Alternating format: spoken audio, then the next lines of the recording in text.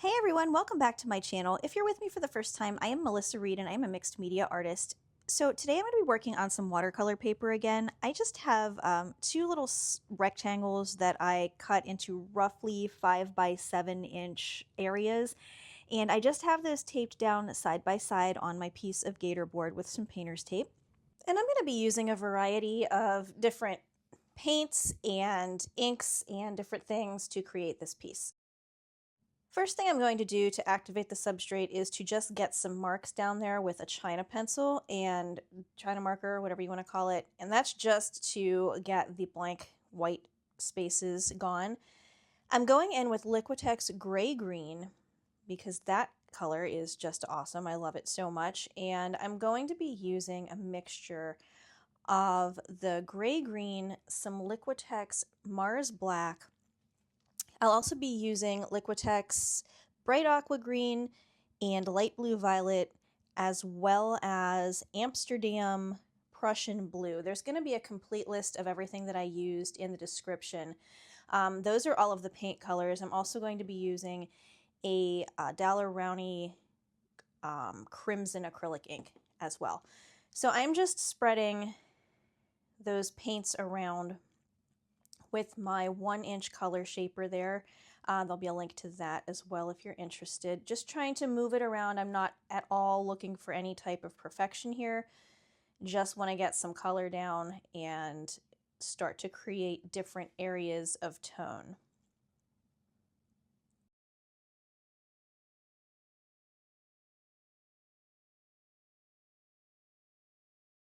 Now, the point of working on both of these at the same time is it's kind of a way to work in series if you're looking for a way to do that. So you'll be creating them at the same time, so they will naturally be more inclined to visually appear that they go together. And you'll see this as we move along. You can do this with any number of squares of substrate that you want to do to create whatever amount of pieces that you're looking to in your series. Oh, that ink, that was a little bit of Rowney Indigo acrylic ink that I'm putting down on there now. And you can see it's just slightly transparent, so I can apply it thicker, or I guess more concentrated. Since it's an ink, you can't really do it thicker, but you know what I mean. In a more concentrated amount for a darker look, but you can easily see what's going on underneath it as well because it is slightly transparent, especially when you spread it out using either a brush, or you can use your color shaper to do this as well.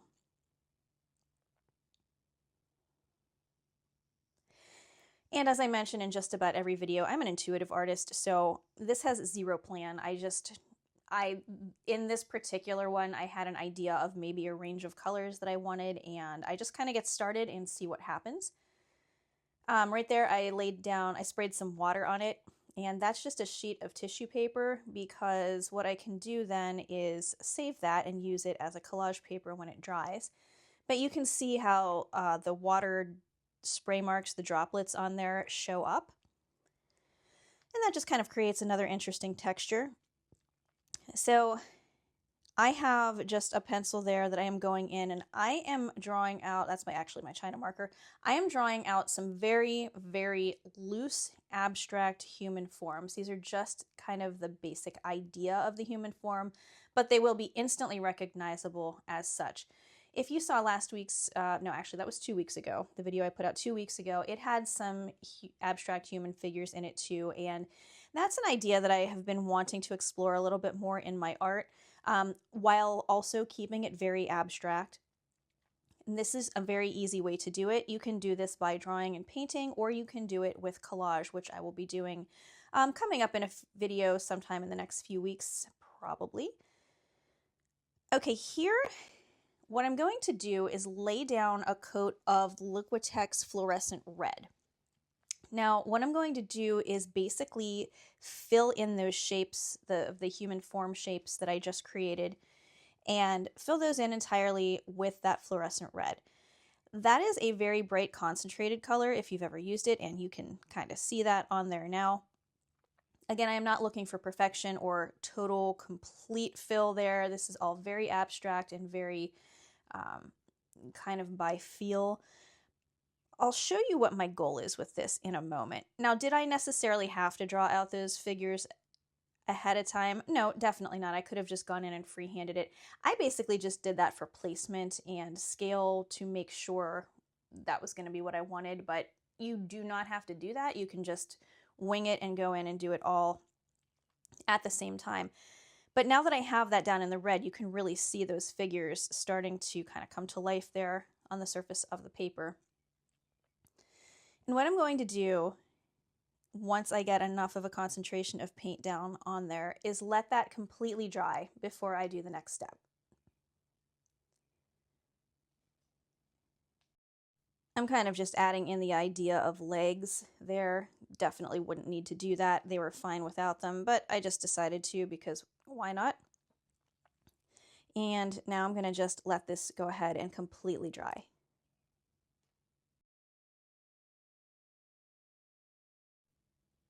Now I'm going to start layering in the blue tones. So I'm going to be using the light blue violet as my base coat over top of the fluorescent red.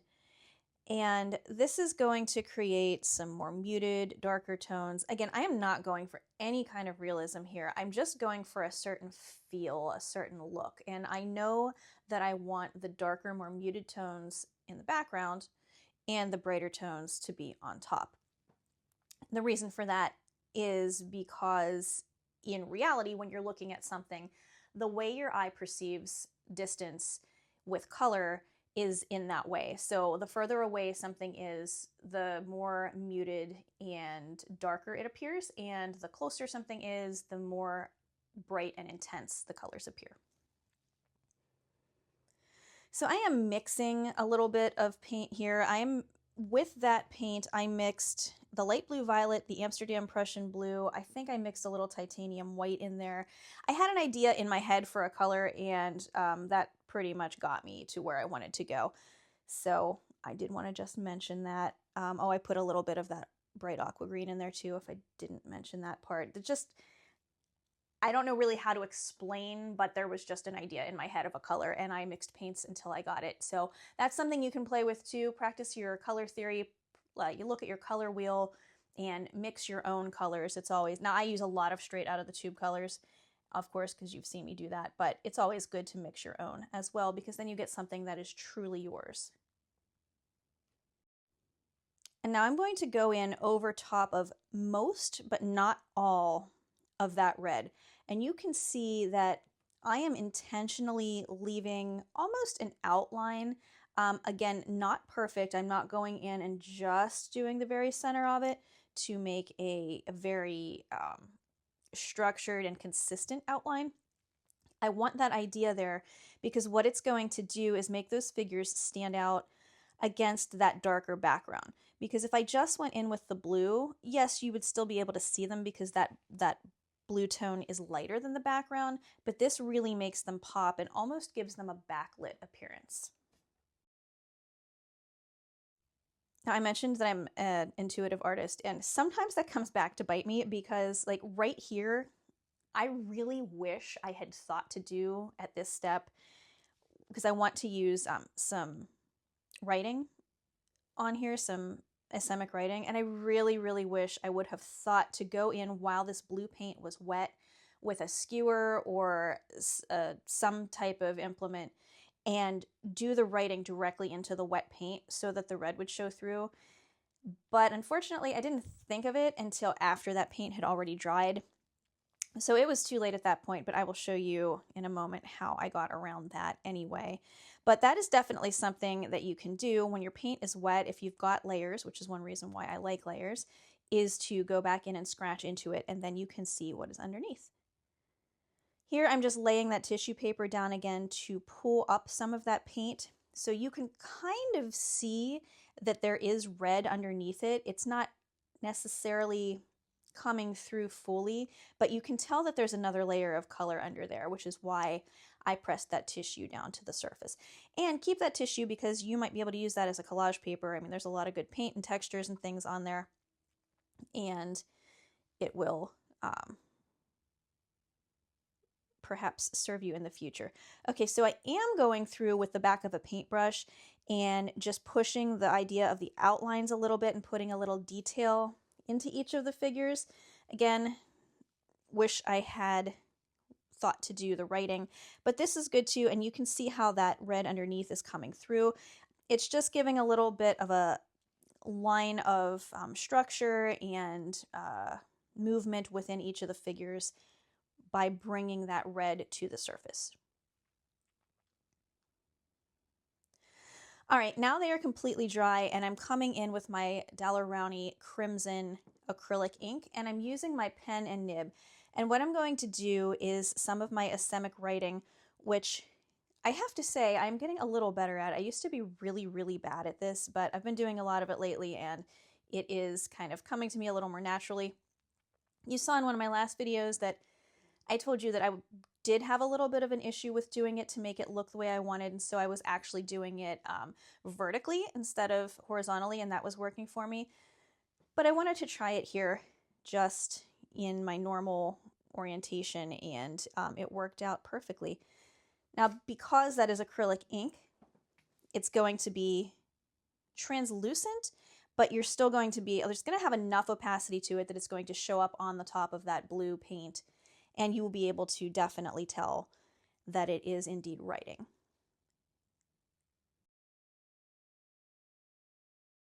My idea here is to put the writing on one figure on each of the pieces, and that is going to further cement the idea that they belong together as a group. You can also see that I removed the painter's tape off of there. Now, there is specific artist's tape. I don't happen to have any, which is why I use painter's tape. If you also only have painter's tape and you find that you're having an issue getting it to pull up from your watercolor paper, I'm sure you know this trick, but for some of you that don't, it's hugely helpful. Just take a hairdryer over the top of the paint for, I don't know, a few seconds and just keep trying it. And that will heat up the adhesive enough to release it so that it doesn't grab onto the paper and tear. Sometimes I do still get a tear here and there, and you know, that's life. If the tear does extend into your painted area and rips up some of the paint, you can always just go back in with a brush and touch that up. It's no big deal there. But you can also use the correct item, which would be the artist's tape, which I'm going to pick up at some point, and when I do, I will put a link for that in whichever video I use that in.